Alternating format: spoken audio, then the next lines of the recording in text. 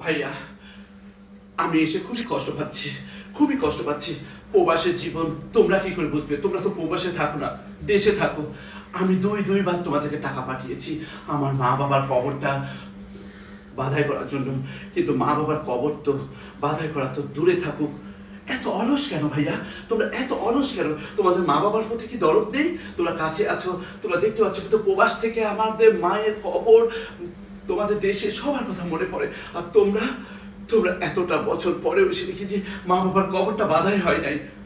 তোমাদের কষ্ট না লাগুক, কিন্তু আমি প্রবাসে থাকি ভাইয়া। একটা বাসে চেগার দিয়ে যদি তোমরা সুন্দর করে কবরটা বাধাই করতে, আমার মনটা খুবই ভালো লাগতো ভাইয়া। প্রবাসে থেকে আমি সব সময় তোমাদের কথা, এই কবরস্থানের কথা, সবার কথাগুলো মনে পড়ে। হাজার চেষ্টা করলে তো মা বাবাকে পাবো না। কে বলেছে কবর বাধাই করলে গুনাহ হয়? কে বলেছে অযথা তোমাদের কিছু কিছু বিষয়? কে বলেছে মা বাবার কবর বাঁধা হলেই একদম গুনাহ হয়ে যায়?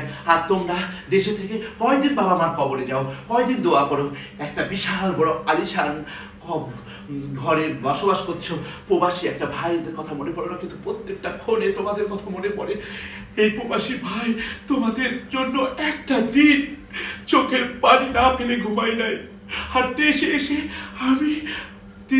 আমি আমার মা বাবার কবরস্থানটা বাধাই করা দেখতে পাই না ভাইয়া। এই কষ্ট, এই আত্মনাদ কাকে বোঝাবো ভাইয়া?